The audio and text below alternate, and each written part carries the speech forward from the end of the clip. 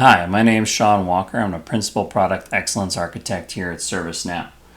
This video is a live recording of the Total Cost of Ownership mini-series webinar held on October 22nd, 2025. It's going to have a brief presentation talking about TCO, then it's going to go into a hands-on demo of configuring total cost of ownership in your instance, as well as some other topics that come up along the way. I hope you enjoy the video.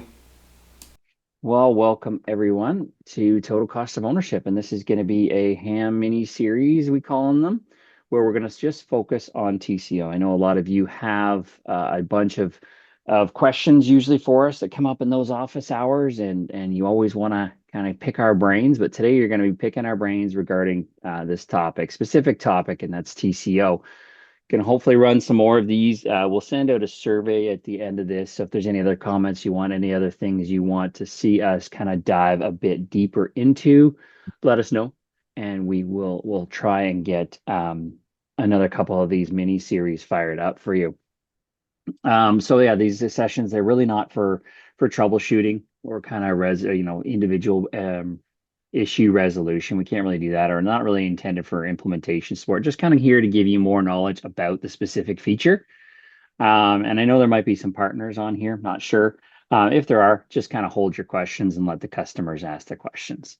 Partners, you've got a bunch of forums you can reach out to us on. So, all right. So what is TCO? And really, like it suggests, it's really measuring the total cost of owning your assets and maintaining them throughout their life cycle.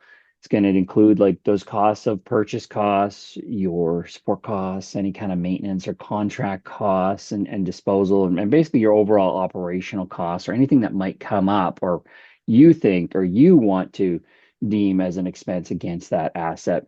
You can do that and track that through TCO. So it really does offer that, kind of show you the cost versus your return on investment and help you identify when you've all had those troublesome models, right? We've all had them in our organizations that one just they're lemons for a better word, right? And they cost us a lot of money. So that's what TCO can help you track and benchmark and report against. So really, again, that's the benefit of TCOs. It allows you to monitor and evaluate those expenses throughout the life cycle of the asset and kind of give you that visibility, so you can do things like planning and kind of forecasting costs, etc. It really allows you to compare the costs of similar assets or even similar models. Which models outperforming, which locations performing better than others. You could have some troublesome users who are hard on their equipment, and you can show that kind of stuff and how much harder they are compared to different locations. And then you can generate those reports to really provide that detail on those comparisons, etc. I'm not going to go too much into this because we are going to talk about all this. And again, you all watched the video that was posted on the Ask a Ranger about TCO, so you know all about this already. But yes, so this is basically all the different features of TCO. And we're going to try to go through a lot of this today in the live demo rather than sitting on slides. So this will be here for you in the recording if you need it. But again, typical expenses, we try and capture the cost of purchase, anything IMAC related, right? Install, moves, adds, changes. Default risks, default rate cards are available for like transfer order, disposal, loaner, all those kind of default flows. We can actually have some default out of the box task rate cards that you can actually activate and start tracking costs related to that. So while I fire up my demo instance, does anybody have any questions specifically so far on TCO, or you just want me to jump into the demo here? Oh, come on, don't be shy, everybody. You're off Jump mute. in. We're ready. We're ready. All right. So TCO, how do we get to TCO? I need my notes up because I forget what I was going to talk about. All right. We basically, to get to TCO, you go to the asset analytics dashboard on the hardware asset management dashboard, and it's going to be pre-built with some specific widgets here for you. So reached benchmark TCO. So these are going to illustrate all the assets that have already reached the benchmark. They're going to show you some that are approaching benchmark, and this is going to allow you to plan and use the data here and show you all the data for all of the TCO, so you can use to plan, etc. You can see right now we don't have much in this instance. And again, I'm working off demo data. It's not going to be as pretty as yours, so bear with that as well too. Some of the other widgets you'll see right are the top 10 with the highest average TCO, and this is going to change over time. And maybe we'll see these change today as we start plugging in some stuff.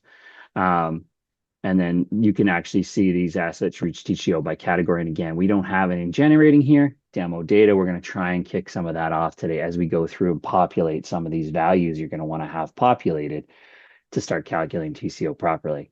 And again, this is kind of how your expenses for each asset are distributed based off the categories, right? So, and then some of your monthly, and you can kind of track your trending of your expenses by assets kind of over time, right? So you can kind of see which months may be peaking on you. So these are all built in out of the box.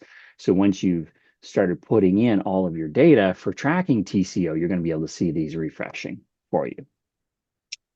All right. So how do we go about where do we start tracking the TCO? We're really going to start taking a look at this on the assets. As you saw when I popped this up, right? We don't have any real data coming in for any of these. So I'm going to pop over here to the asset estate and I'm going to look at my hardware assets today. Some of the things you might want to do and put in your list view is like your cost of your asset. That's definitely something you want to start tracking. And you should be tracking those as part of your procurement process. And then you've got some other fields that if you're looking specifically at TCO, we've got this TCO benchmark status. You might want to think about adding your asset TCO, your TCO benchmark cost, et cetera. So we're going to drive into some of these assets. I've put some demo data in here, so I'm going to try and work with that today and work with some of my demo assets. So as I said, one of the things you're going to want to make sure you do is track that asset cost. And so when I'm doing my procurement process, that's definitely something you want to capture if you're not already capturing it today. Obviously, today, as I said, I'm working with demo data. I wanted no cost in here so we could show you that, yes, you do want to start tracking your cost for your assets. So we can see here, if we go down into here, we can actually start putting in some of our costs for um, our specific assets. And it will automatically, once I start saving these records, start calculating your asset TCO. So this asset TCO is a calculated field based off of all of the different expenses associated with that particular asset. So we can see we've already have assets, even though we didn't have anything showing up on our on our benchmarks or anything like that. We already had some costs associating with that just because of default things like automatically generated. So when you put an asset into the system with a cost, right, it's going to actually automatically generate these expense lines for them. So even if you're not doing anything today, if you went and took a look at your asset expenses on some assets, you should see an automatically generated expense line for the cost. Now, remember, we had no cost on this asset, so hence the reason it's zero. And then these are some I'll show you in a little bit, right? These are some of the different tasks that you're going to potentially generate some other expenses, and we'll get into that in a minute. So I'm just looking to right now, I want to focus just on the asset and what else we need to do. So we can see that we didn't have a cost, so we've entered that. Let me just save this and see if it's going to auto update for me. It's of course not going to auto update for me right away. And one thing we do see is we don't have a benchmark threshold or a benchmark cost happening for this particular. Oh, there it goes. Business rule just kicked in and it actually added and totaled up my asset TCO. So what we're going to want to do is make sure we take a look and set the benchmark for this particular model. So benchmark's really something you want to be using your typical costs. If you think of it, your typical cost for that model. And if anybody else wants to help explain that benchmark cost, I'm happy to do it. I'll be honest, the documentation isn't that great in terms of explaining what the benchmark costs really mean or what you should target as a best practice.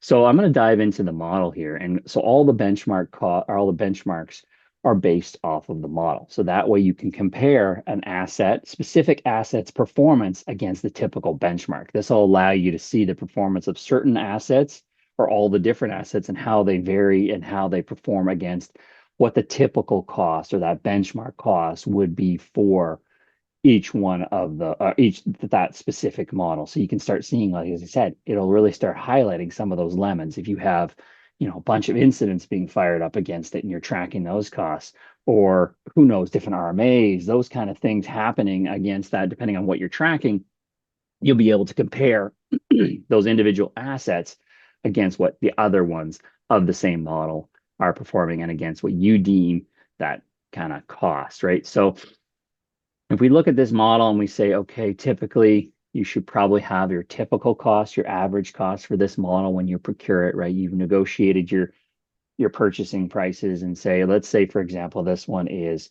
12, or so let's go with 1500 as a typical cost for this particular model. And so we say that the benchmark cost, because the benchmark cost is going to include the total cost, right? So the cost of purchasing that particular asset, as well as any expenses related to that. So let's say this is going to be, I don't know, somebody want to shoot out a typical average cost they see on some of their models. Is it $250 more, like 25% more, 10% more? So let's just do it at, say, the typical benchmark. We typically only spend like $200 on repairs kind of thing throughout the life of this, or maybe we have extended warranties. So let's bump this to 500. So let's say the typical benchmark for this particular model is $2,000. So it's going to be your typical purchase price with like $500 of expenses on it throughout its life cycle. And what it's going to do is it's going to calculate that TCO threshold, that threshold marker, and this is what's going to be used to tell you whether that asset is getting close to reaching that threshold or whether it's exceeded that threshold, right? So it's going to say on average, and this is about 75% of the benchmark cost. So you can adjust the default here. So it's always going to be 75% of your total cost. And you can adjust that through, and this is something your admins will have to do. Where's my GUI? Can't see. There we go.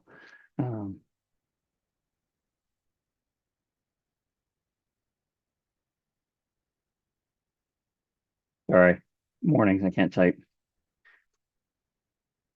And so if we take a look at the system properties, you can actually take a look and just quickly search for TCO. This is going to allow you to set this common benchmark threshold. So if I wanted to set it something other than 75%, so I wanted my threshold to be higher or lower, I could, on the platform itself, when it does that calculation, you can adjust that here. So whether you want it 75, 80, 95%, who knows, right? Whatever you deem that you want to set that threshold to, you can do that through here.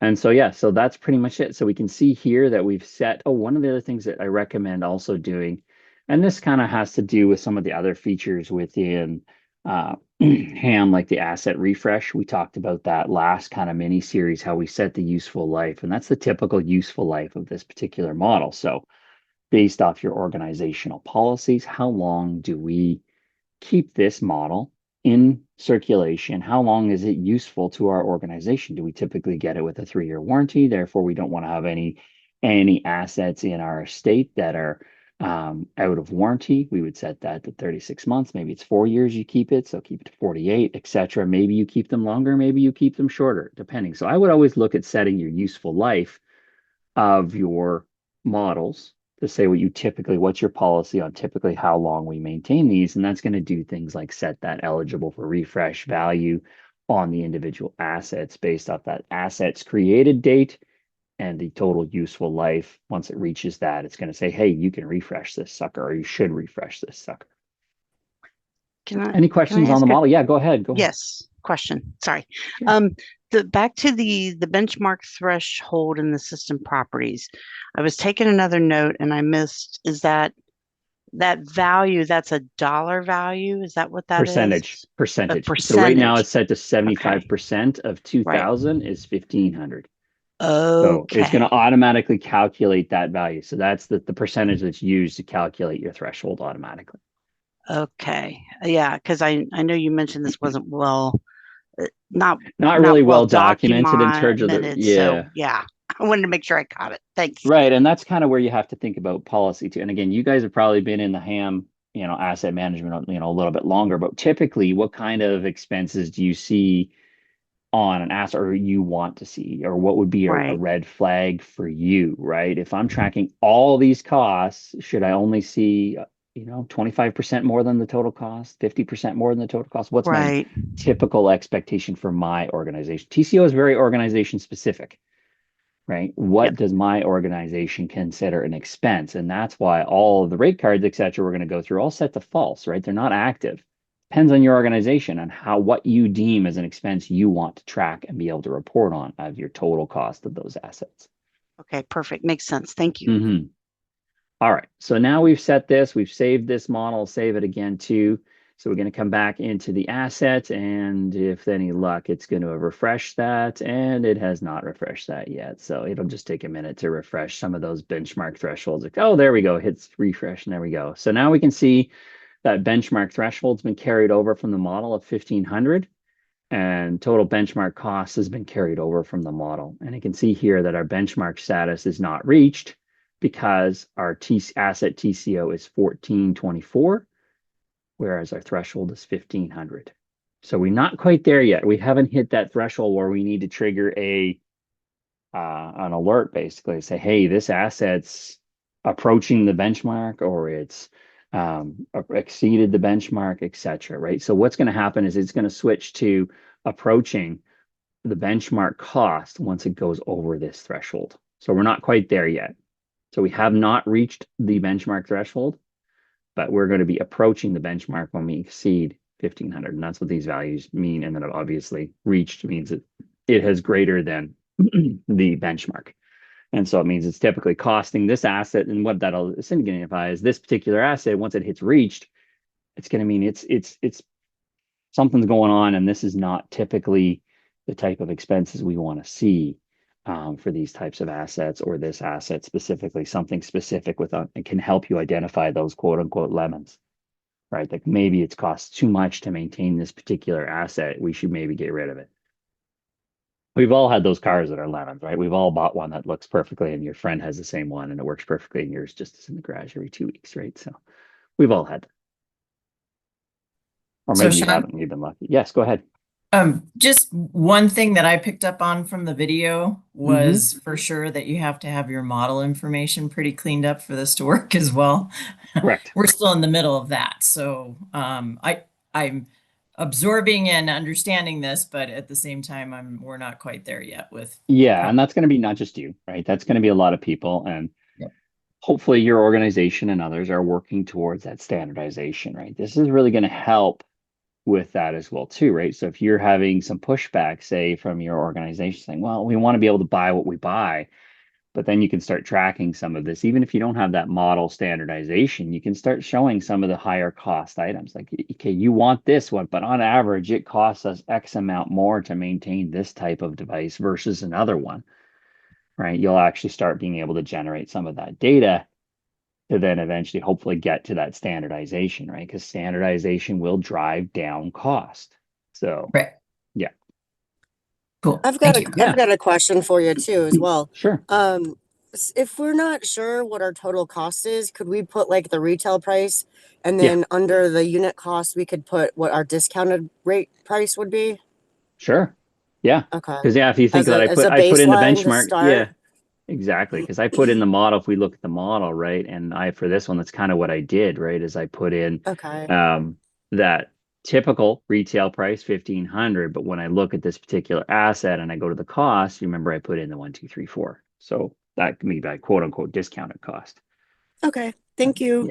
Yeah, absolutely. This again, TCO is very customizable to your organization, right, and how you want to typically configure. But you're right. That's kind of what I would do, is put that typical price or average price that we're paying for these models. And hey, you negotiate, you get them on sale, and you get a better price for these models. So it costs you less to operate that model because you've negotiated that discounted price. And again, you can see your breakdown, right? Oh, look, it automatically updated that. Look, I didn't know it would do that. So remember this was 0 before, right? So it's updated that. So you can see, be able to see your breakdown, and you'll be able to see the difference. So why is this asset less than this one? Oh, look, our initial purchase price was better. So, yeah. And again, that's why you want to look at categories, etc. Yeah. Just one other question, that the box for asset lifecycle over on the right, that would align with some of those costs that you see as well throughout the life cycle. Correct. Right? That's correct. Yeah. Yeah. And we'll hopefully see some of these. We'll see some of these because I'm going to plan on using the RMA as our example today. So we should start seeing some of these things populate as well. So again, this is demo, and last one did not go well. We'll just bear with me as we go through this, right? Demo data is so much fun. All right, so we've gone through, we've set the model cost, we've updated that model benchmark, we've updated the asset cost, so we should be pretty much good. Everything we need to do on the asset/model side has been set up. Now, what are some of those typical expenses that we might want to track for our organization? And that's where we can come into the asset operations, and we can let's take a look at what is already set up today in the tool for us to be able to use. So there's two types of things you can set up, and one is a task rate card and the other is a labor rate card. And we're going to get into labor in a minute. But typically we're going to be looking at, sorry, as you see, there are no labor rates at the moment. So task rate cards, if you look, right, there's a whole bunch here, and I like to group them by table just so I can see kind of what is going on here, what we have set up. So you can see there's default tasks for reclaim. There's 5 of them. There's RMA. That's what we're going to play with today. There's a bunch of different tasks. So if you think about the flows, and hopefully some of you are using the default flows out of HAM. If you go through an RMA process, you're going to have these different steps throughout the RMA process, right? And maybe we want to be able to track the cost of evaluating the asset, or the cost of repairing the asset, or so on and so forth, right? So you want to think about the different steps in the flow, and do we want to associate costs with those? So as you can see, all of these, the way it works, and I'm just going to open up, well, actually, let's do an RMA. That's the first thing we're going to do. So to do an RMA, right, you can do it a couple different ways. You can come to the actually, you can't trigger it from the inventory dashboard. But we're going to go ahead and we're going to trigger it from, say, the service catalog. So, or the employee center, or whatever, depending on how your technicians are going to trigger an RMA. So I'm just going to trigger a couple RMA orders here that we can play with today. So I come into the life cycle, we go RMA order. We're going to add, let's add demo tag. Let's hope this is the good one. We're going to add this. I'm going to submit this one to start the process, start the workflow for that one. I'm just going to do a couple here just so we have some queued up for us to be able to use and sort of see the performance. So when you're searching for the asset, or is it coming off of the serial number? I'm just putting in the display name, but we can change it. So let me just do the next one here. I'll show you in the next one. Okay. Let's do one more. So I should be able to go through and pick out, this is just a default form. You could, in theory, modify this form if you need to. So I can just hit the hourglass here, right? And that would allow me to search different ways, however I want to, right?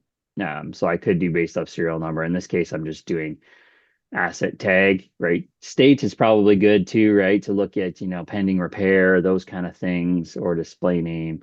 I'm doing display name because I just happen to know I have a bunch in here that, Devo tag 506 is probably in here. Yeah, there we go. And so I can generate an army. When someone's defining a workflow and they want the choice field to be a table, they can use ALM hardware, and that'll usually default into a workflow script for that. Okay. Yeah, definitely. There's lots of ways to customize this kind of stuff. I'm just using the defaults. Yeah. So depends on who's using it too, right? You got to think who's really going to be using the RMA and what kind of stuff they might need. So, all right. So I got a few in the system. So we can now switch back into the workspace. And we should be able to see a few more here.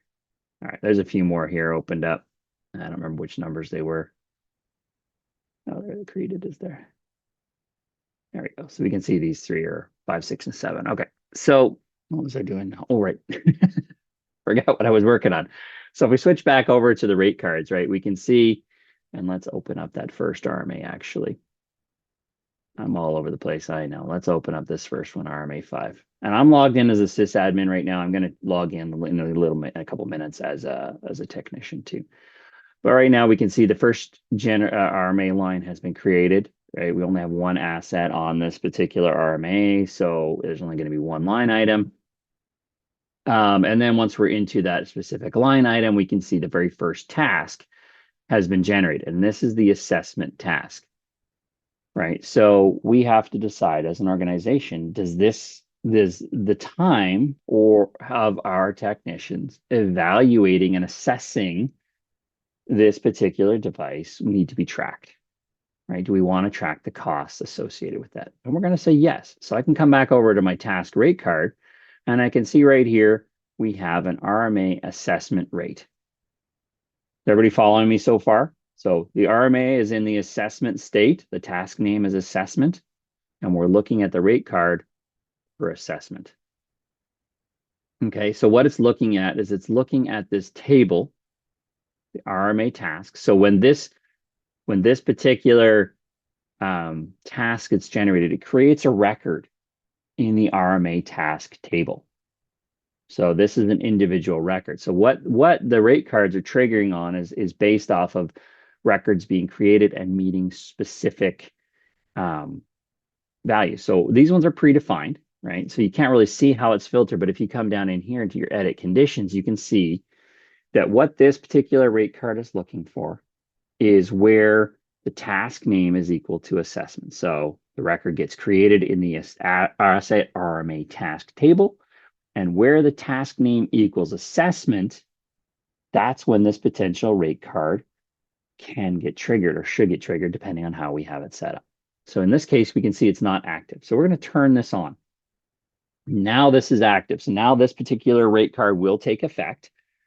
And we have to decide, do we want to track the amount of time that the technician spends assessing this, or do we want to just have a flat rate that we want to track?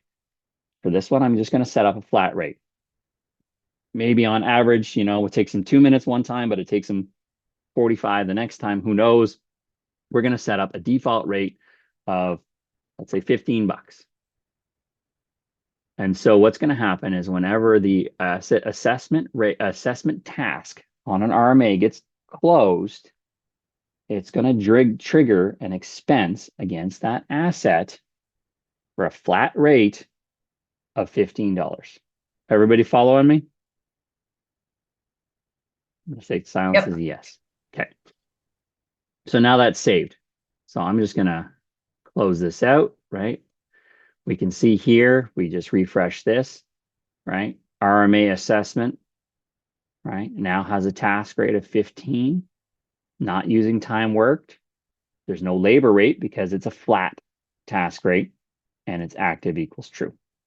So now this should, everybody cross your fingers, should work properly for me. So I'm going to go into this RMA task now. And I am going to, I think I have to put a stock room because it yells at me if I don't.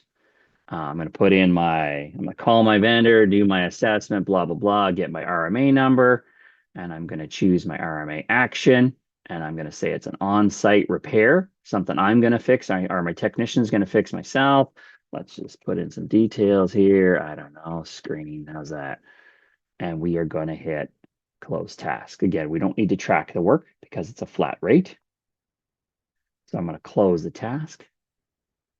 All right. And everybody's going to cross their fingers now for me. Go ahead. Somebody wanted to say something? Yeah, Sean, not to interrupt, but is there a way to remove the assessment task if we don't want to track the associated task cost or any of the tasks involved in the RMA? If you don't want that, if you don't want to, it's definitely possible to modify the out of the box flows, right? So some customers don't want to even have an assessment task, right? So you can make a copy of the RMA flow and make modifications for yourself on that copy. Okay. So Cool. again, I'm just using the default today, right? We have 5 specific tasks in the flow by default. A lot of customers will modify them. Again, just remember you're incurring tech debt, blah, blah, blah, all that stuff, right? We always preach out of the box, so I'm staying out of the box here. But yes, it's possible to modify those flows. So, and again, you're still gonna, even if you're adding a new task or changing the name of a task or something like that as part of the flow, but it's still creating a task on the RMA task table, then you could trigger a rate card for it and create your own rate card based off of task name equals Megan's task, right? And trigger that based off that and trigger rates based off of how your organization's deal with that flow. Does that make sense? Yep. Okay. All right. And if it's not making sense, I know this is complicated, a little confusing, because we're talking about, tables, etc. But essentially, right. So now I just I closed that assessment, right? So the task went to close complete and it generated another task, and it's going to be on the same table. I can't remember the name of the table. I was going to look at it for you, but anyway, we'll go ahead and keep going here. So if I want to take a look now to see if that expense was generated, let's go over to that specific asset. We're going to look at our expense lines. And now, yay, it worked. See, we can see RMA task assessment, $15, oops, has been generated against this particular asset. And so we can also see, as we said here, look. There it is. There it is, right? And then we can view the record and link it to it as well, right? So you can see, obviously, work orders. So this would tie into FSM, rate cards, incident change, right? These are some of the things you can, attestation, repair. These are all different tables, right, that could potentially be tracking tasks against these particular assets. And so you can actually see this in your asset expense line, all these different things that are against this. So when you're looking at that troublesome lemon you have, right, you should be able to start seeing all the different things that are happening and drill into, like, for example, the incidents that are against this particular asset, etc. Okay, so now we have that one. We've gone through and we've assessed this particular laptop. And the next one is for on-site repair. So I'm going to switch back over here to the rate cards. And is everybody following? If you're not, if you need me to back up, please just speak up. I can't really see if you're raising your hand or anything. So just take yourself off mute and speak up. All right, so the next was the on-site repair. And so this is where we're going to do something a bit different for on-site repair, because we want to say track how many hours our technicians are spending. So again, we want to make this card active. First thing we're going to do, and we're going to track it by the time worked on this particular task. We want to see how long it's taken the tech, and we're going to classify that expense based off that amount of time. And so what is our default labor rate for our technicians? So you may have that default labor rate of $25 an hour for your technicians. So if they spend 2 hours, it's going to be $50 to repair. You would just throw an average in there probably for. You can. I'm going to show you. I'm going to show you labor rate cards in a minute. I'm just showing you default. This is the default for this particular task. So if gotcha. I am you're right, average. This is an average for Joe Schmo to repair this asset. Okay, I'm going to hit save. And that's why I did multiple RMAs, because we're going to do this again. Okay, so now we've got this one active, right? So if we take a look, right, we refresh this, there we go. We can see that the on-site repair does not have the task rate card. Remember, the other one did, because it was a set cost, but now it's got a default labor rate and it's set to true. So again, we're going to come back into our RMA. We're going to go into our on-site repair task, and we're going to complete this task. Now, again, we said we need to track the time. So you now need to think about your process documentation and your education that you're going to need to give your technicians if you're starting to try and implement this, right? You're going to have to tell them that you need to track your time for repairing assets. And that needs to become an organizational process and policy. So you got to think about your organizational change to get this to work effectively as well, too. Because if your guys are just going in and hitting close, it doesn't matter. It won't be tracking their time. If you need them to track their time, you need to tell them. So we're going to hit start work. And we can track time 2 ways, right? The technician can hit start timer, start working on, try fixing the asset, start repairing that, replacing that screen, etc., however long. And then when he's done, he can stop the timer and close the task. Now, I don't know. A show of hands if your techs are actually going to do that. I'm sure there are nobody here. Their technicians are going to open the work order, start the timer, do the repair, stop the timer, close the task. That's a perfect world that doesn't exist. So what you can do is you can actually have your technicians record the time. So it's not going to be exact. You have the ability to do exact. Yes, don't get me wrong, but your techs probably aren't going to do that. So you have the ability to record the time. So my technician remembers, oh yeah, right, I gotta track my time. 2 hours, let's say it took me to change that screen. Right, all right, so I changed screen. There we go. I'm gonna hit save. And I am going to remember what else is on here. I don't even remember. Oh, repair condition. Is it repaired? Yes. Works. Right. Blah, blah, blah, blah, blah, blah, blah. And we're going to close this task. Okay. So now that task is closed. We're going to kick back over here. Oops, where am I? Here. Right. That task is now closed. So if we take a look at the asset, we refresh our expenses. Right? Here's the on-site repair that we just activated. Remember, it was a 2 hour, 2 hours at the default labor rate was 25, right? So there's a $50 charge against that particular asset. And we can actually also see that if we're on the on-site repair, like you could do multiple times. You could start and stop times, etc., right? And then it's going to calculate this time worked. And so it's going to take the value from this time worked. There's more than one entry, right? Because you're fixing it and coming back and fixing it, coming back, and you're actually tracking that real time. It will total that up. And then once you close that task, calculate the default rate. Everybody following me so far? Okay, I'm going with silence is a good thing. So this particular RMA is closed out, and this is why I started all of them. It should be closed complete now because we've repaired it. It's redeployable, etc. So we're going to close this RMA.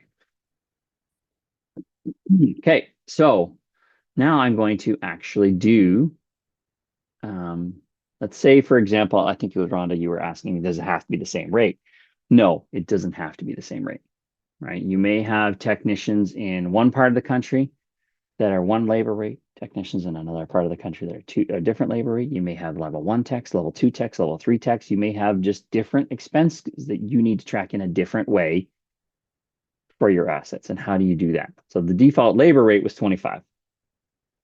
Well, let's create a new rate card for our IT department, right? Rate card. I'm doing this because I only have one user in here. Right. And what I'm going to do is set the condition. And so I'm going to say that for IT, the default rate is $40 an hour because they're a more expensive resource. And so how do I identify those? I'm going to set some conditions. Right. So when does this particular rate card apply? Right. And this is going to be based off of the user that is actually submitting this rate card.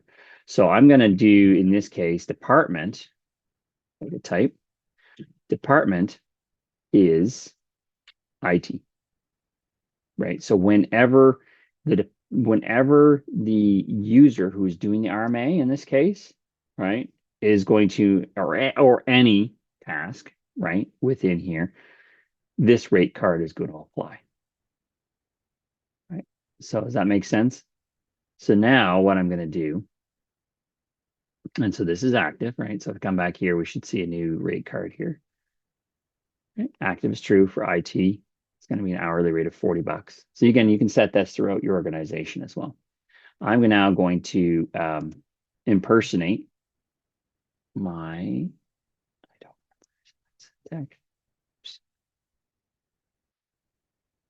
Asset tech. This is the one that I set up for this demo, and this asset technician is part of the department IT. If I was to look at which department this person is part of, this person is part of IT.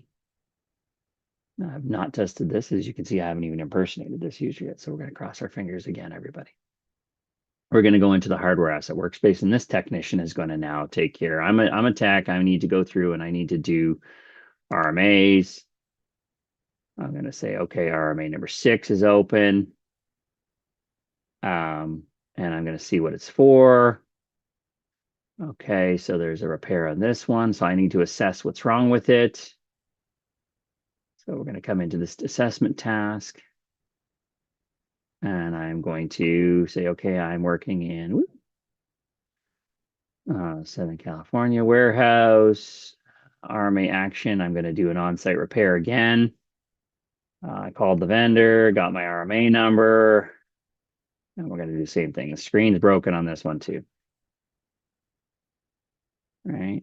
And then we're going to I've assessed it. I've got my RMA, everything. I'm going to hit my close task. There you go. Assigned to is cleared through the state change. Okay. And now if we take a look, let's take a look at that.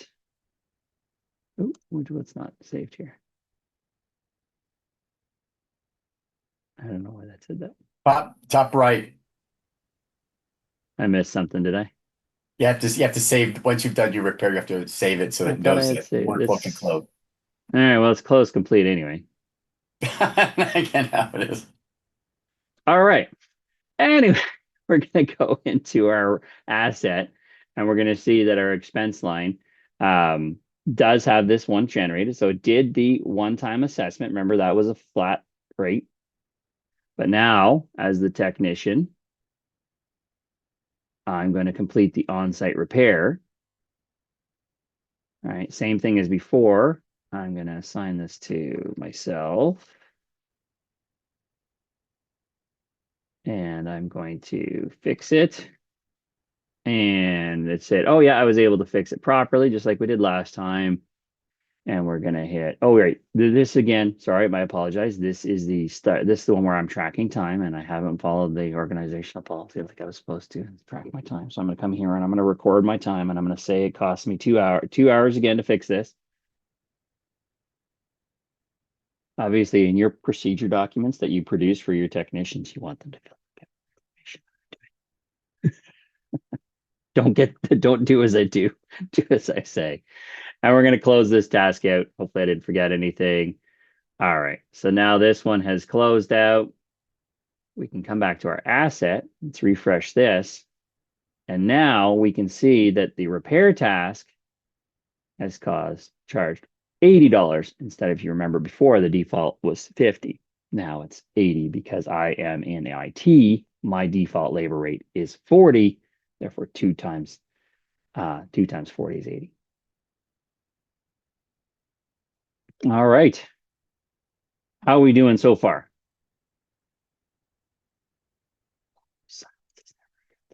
Or it is a good thing. All right. I'm just going to end my impersonation and we're going to probably move on to the next subject. So that's, again, I'm not going to go through and set up any more of these particular rate cards. But again, you can set them up for everything, right? So I'm just going to group this again. This is all out of the box, right? Transfer orders, incidents, right? So whenever you have a hardware incident, right? So if you have an incident, you have the category hardware, you close that out, it's going to basically trigger rate cards. You have contract renewals, you have reclaim, RMA, contract tasks, disposal. So there's all these different flows that you could activate the rate cards for to be able to track your expenses. And as I said, if you modified that, so say you modified your RMA to take out one of those tasks or add a different task, as long as it's generating a task. So let's see, this is on this table, right? You see it's looking at this table. As long as those tasks have been generated on that table, you can set up conditions to trigger a rate card. So here's all the different tasks. You can see there's assessment tasks, there's repair tasks, there's shift tasks, etc. So these are all when I go through the steps and I actually start the assessment process, it creates a task on this table. And when it hits closed, then it'll trigger that rate card. And that goes for all of these different tables as well too. So I can set up my own new, right? And we can task, and we could say, like if we created that new task, like you were saying, right? We have a new task, test RMA. So if I say I have a step, I add a step to my workflow that's test RMA. When that goes, we can set these conditions for that to trigger and create my own rate card. So it is fairly customizable too.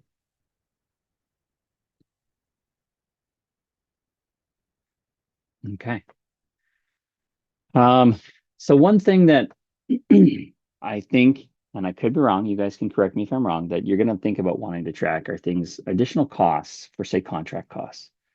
for assets. So say, for example, you purchase extended warranty. So maybe you buy your assets with a 1 year, but then you purchase an extra 2-year extended warranty on all of your assets. And you need to be able to track the cost of those additional warranty costs throughout the life of that asset. How do you do that? That is not done through here. That is done through your contract rate cards. And so I'm not going to set that up today because it takes a little bit longer to set up, but I'm going to quickly show you what I have set up. And I've set up a warranty contract. So I've created this Dell contract number. And I have 44 assets that are on this extended warranty contract. So I'm paying for extended warranty on all 44 of these particular assets. And when I look at the assets, it is a 1-year contract, right? From this start date to this end date. The payment amount is $5,000 a month. Right? ITAM's getting sales tax, etc.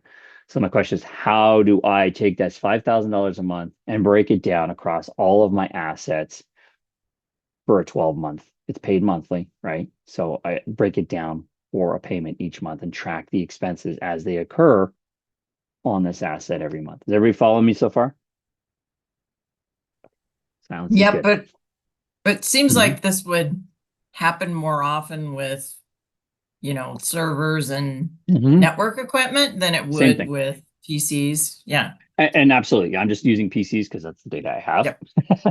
But you're right. It just depends on which assets you're adding, right? It doesn't matter if it's a server. I just only have good demo data because I put it in there. Gotcha.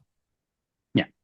You can trigger it based off CIs as well too, right? So, but right now we're going to do it based off here. And so how do we then take this $5,000 a month and break it out over our 44 assets divided by 12 months, right?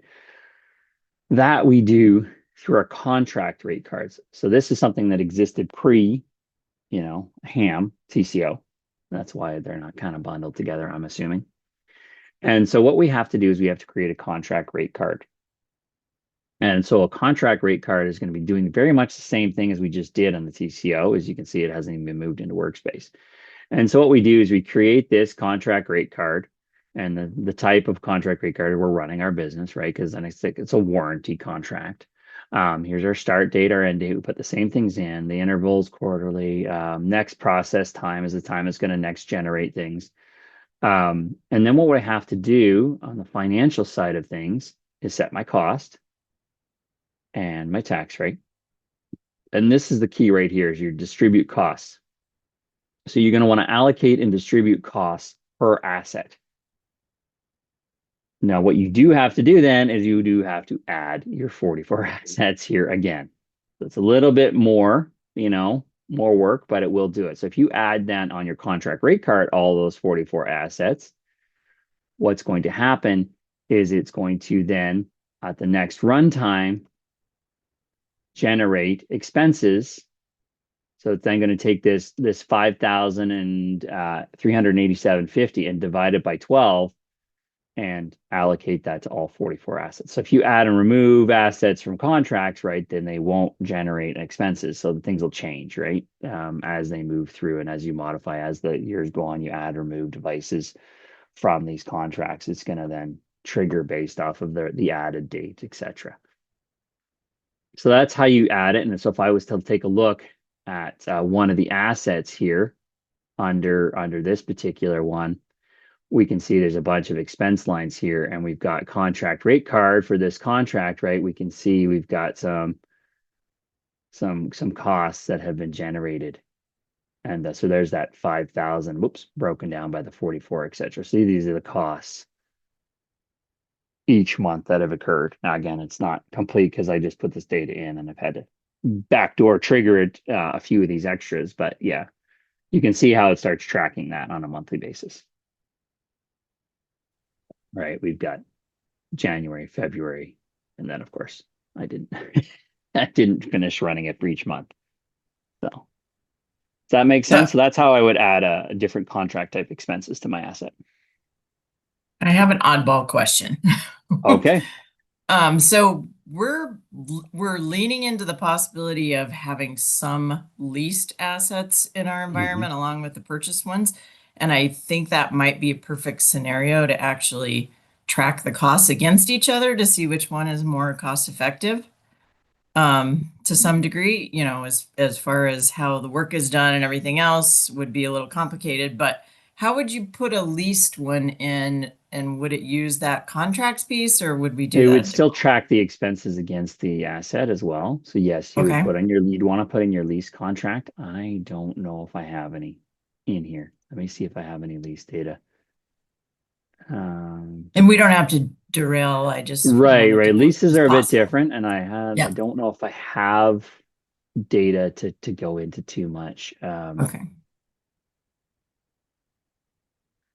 Because you know how nebulous that is when you're looking at doing two different things, and if you could actually measure them, that would actually be some good data You to make a absolutely decision. can. Again, I don't know. So I just added in my monthly lease because I don't know if I actually have any data in the system that we can look at.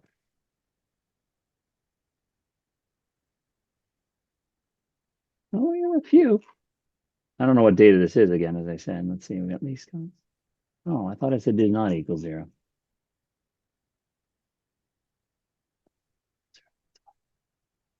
And for those models, maybe you'd have to, like, if you had a bundled price for all the services that are included in the Yeah. leased one, you wouldn't have costs. It would be like just a total cost for that one with a few extra little costs around it probably. But the other one would be more the individual costs, like what you're showing. Yeah. Yeah, you'd have to, I'd have to dig into this, and that's something maybe we can do as a least cost one, because I don't know how much good data I've got here for us. Oh, I hate this view.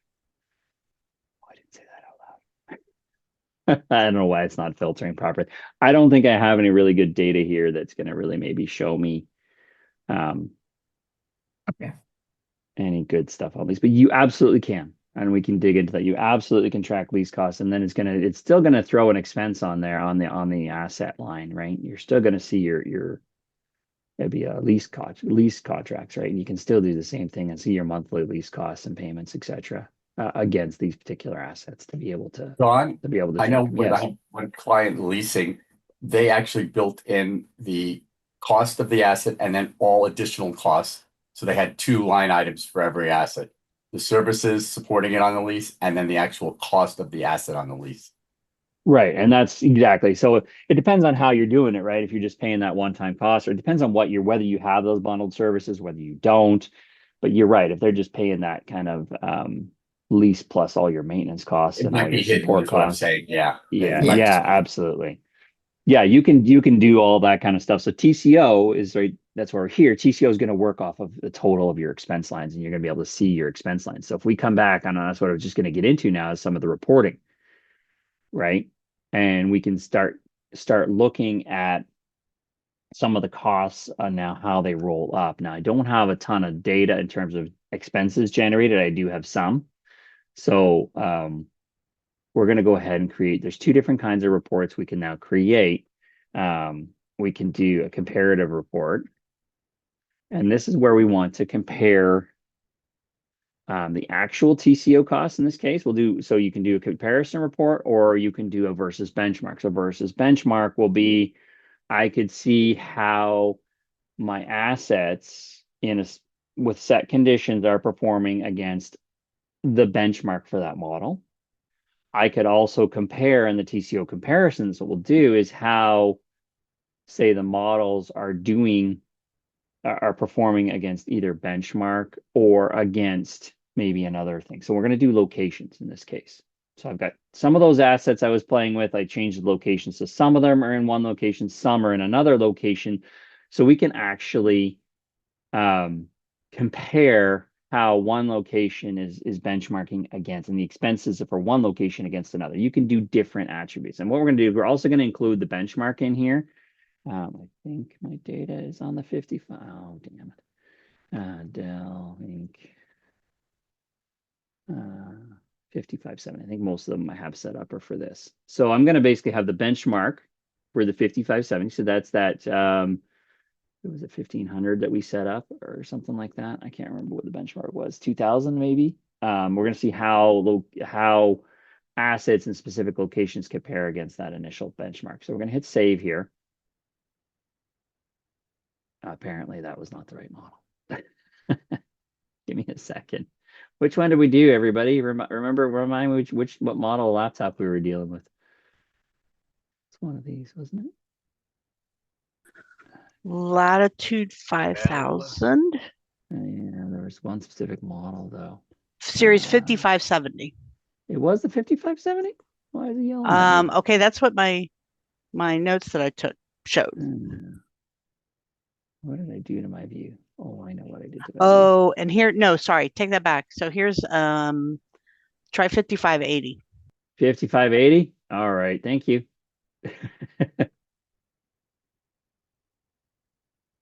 Now, whether or not I have my data, I think I might have had it set up on the 70. So we'll see here. We'll see what happens. Again, this is the joys of working with demo data and incomplete data. All right, so it didn't yell at me this time. So obviously you were right. We set up the benchmarks on the 5580. And now we can pick our report sources. So what a report source is basically think of it as what are my filter criteria I want to look at. And again, this may or may not work based off of this model. We may have to set up the 5570. So I'm going to say this location is, that was 1800 Calgary Avenue. So that's where I think I have some of this. I'm going to save that. Oh, there's 108. That's good. 108 matching. So there's 108 assets matching this particular location equals like this Calgary location. Now, again, you can do multiples, right? You could add different conditions. I'm looking, this is just going to look at all assets by this location. And I could also do and model. Model is Dell Inc. Latitude 5580. So now it's down to 22. So now we're going to look at these 22 assets as this source. So there's one data source. And now with comparative reports, you can do up to 4 data sources. With the other TCO versus benchmark one, you can only do 1 data source. So now we're going to say this one is going to be Toronto. And we're going to set that condition again. So location is Toronto. And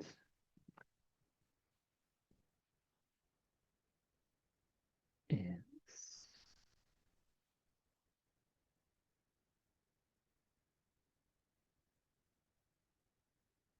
5580. Okay. Oh, good. There has 20 there. Yay. All right. So now we can then come back into, we'll save our report. And as soon as we save our report with these 2 data sources, we can now go ahead and view this. And so now we are looking at a very not pretty report because I don't have much data, but it's comparing actual TCO, right? So here's the benchmark cost of that 2000. Remember, we set that 2000 mark as our benchmark cost. And here are some of the associated costs. Now, obviously, we haven't populated the data properly, right? So I can just take out the benchmark cost and we can see, okay, we only have $17 here of purchase. And so again, we didn't generate those expenses in our demo against this particular model. We think we did it against the 5570 or something. So we can see here, and we can start seeing here, Calgary, has a bit more purchase cost than Toronto in average. This is average, right? Because I'm looking at those 22 assets, I think it was in one location, and what was it? Whatever it was in the other location, right? Where we're taking the average of those costs and showing you how you can compare location to location. Again, you can get pretty powerful in terms of how you want to look at your data, right? It doesn't have to be location. It could be department. It could be individual user. It could be who knows, right? And you can compare your costs against each other, no matter what your data sources are, right? So you can use these report sources are very customizable to how you want to look at your data. That's what I'm trying to say. Are we following that so far? Yeah, so we did the 5570. So let me just quickly do that. I can show you now. We'll just set it to 5570 real quick. We'll do the same thing.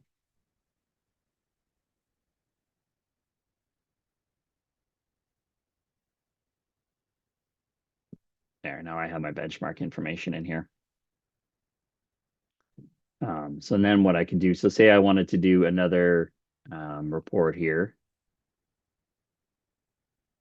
And we're going to do, say we want to do a 5570 versus a 5580. We don't need the benchmark. And we can actually, comparison report. So we can see now how our 5570 is performing against the 5580. That's what I'm doing right now. And so this is where I can put in a report source of 5570, set that condition. Model is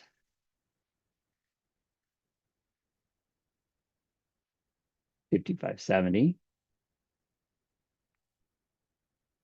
And then I can do a new report source of the 5580.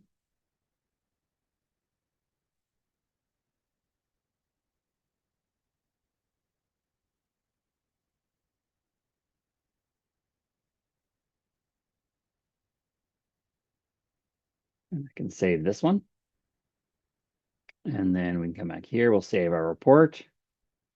Hit view. And now I can see, hey, it worked, right? Costs. I'll take out the config costs here just so you can see again. So we can see clearly the 5570 is way more expensive for whatever reason. I clearly have something going on with that contract. Way more expensive than it is on the 5580. But say I take out the contract cost, right? And so I can see and break down my expenses by my expense category. So we could see like, here's your general labor, general. So they're pretty close, right? The average price is $250. This one, the average price is $360. So it costs me more to maintain these 5570s than it does the 5580s. Considering both had the same benchmark cost, right? If we think about it, I set both models up exactly the same. So they both had the exact same benchmark costs and purchase price, etc. So we can see that the 5580s are a little bit better than the 5570s. Again, this is all demo data. Yours is going to have a lot more data in here as you start tracking over time. And then the other report, if we want to look at it, is you can look at, we can do a bench TCO versus benchmark. I'm just going to name it like this. I haven't done projected before. We could try projected, but I'm not sure what it would do. We're going to take a look at the 5580.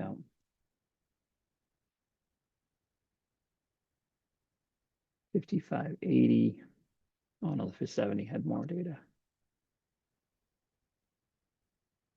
And we can save this, and then we can do a report source. And again, this one can only have one report source. So let's do location.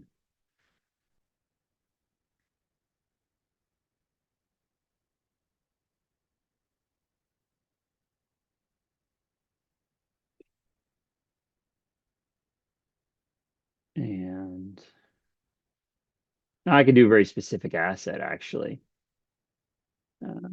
But I don't know which ones are there. So we'll just do it right now.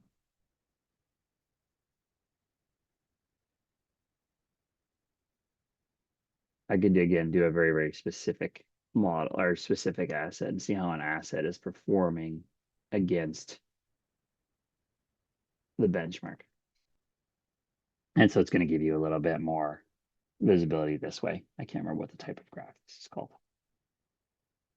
So you can see that, you know, benchmark not reached. So you got about the average is sitting about 17. Oh, there we go. Sorry. Yeah, that's right. We can drill in. I forgot to show you that. Yes, you can drill into each one of these reports. If we look at, say, this TCO report, we want to drill into, see what the overall labor costs are in Calgary here on this report, right? We can just drill into them and see the different costs associated with those. Are these reports saved anywhere? Yes, you would get these from here, right here. Okay, You can thank view you. all your different reports here. Yeah.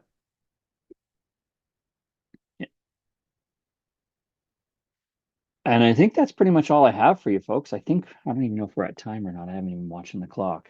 But that's pretty much all I had to show you overall for TCO. Now, I know I've showed you a lot. I've showed you the reports.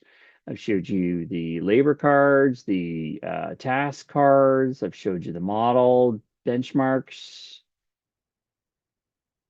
Anything else you want me to dig into, explain more? Oh yeah, so here now you can see here now that we've added some data, right? We now have 43 approaching now that we started adding some data. We can see that TCO benchmark status is updated for those ones. Is any of the TCO data available from the asset record itself? Can you see it from there? Absolutely.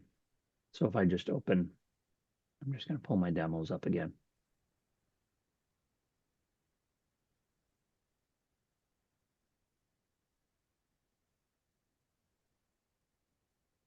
Right, so we can see right here on the financial section, here's your total asset TCO. There's a benchmark for that model and the benchmark threshold and the benchmark status. And then we can see all the expenses associated right on the asset as well. So it's all contained on the asset, actually. Is that what you were looking for? Yes, I'm still getting used to the workspace versus the older way of looking at asset records. Yes, I know, I do too, in case you haven't noticed me fumbling a little bit. Yes, absolutely. I know it's trickier to get used to that. I think you probably can see some of this. It's still some of this data is still going to be on the old table view, but again, flows, etc., are going to be here in Workspace. Any development is going to be done Workspace now, so you're not going to get some of those reports or widgets and stuff like that in any other place except for Workspace. But this is essentially just a list view of that table, right, of ALM hardware. And so that's why I just added these fields, right, so we can see. Do you know if annual property taxes paid on the hardware assets are included in the total cost of ownership calculations? It can be depending on how you set up your assets. Yes. Okay. It depends. Yes, anything. So it should write when you start doing those kind of things. That would be annual. I'm not sure how I would do annual. Should be able to do taxes in here somewhere. What would you do that on?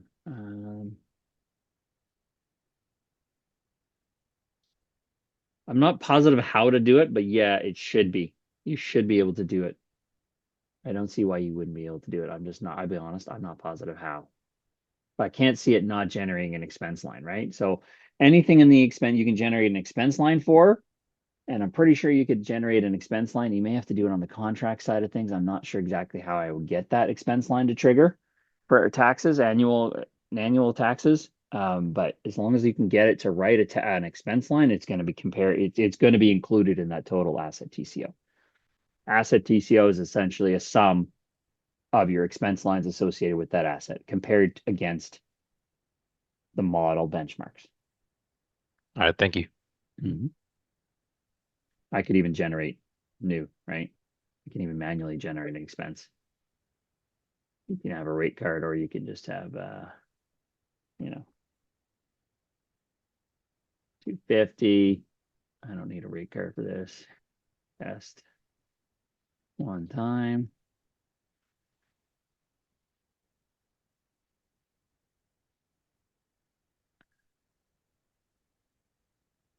Let's see. And then there we go. And so that would be included in my total overall. Now my total cost will have gone up. And then how does depreciation Oh, you're testing me Play with into the TCO. Damn. Let's see. How does Don't depreciation? blame me, blame my leadership. I know exactly. I don't know if I have that. I'll be honest. I'll have to come back to you on that one. You can Okay. definitely reach out to us, unless Yvette, you may know more about depreciation and how that factors in TCO, but I guarantee it's factored into the TCO somehow. I'll be honest, I don't have that answer. I don't either. But I'll see if I can dig some things up. Okay. You may want to take Mel's name there. If you Mel, you want to shoot Yvette an email or Okay. send her your contact info. We'll try and trace down some information on that for you. All right. Thank you. No problem. Sorry, again, don't work with this too often.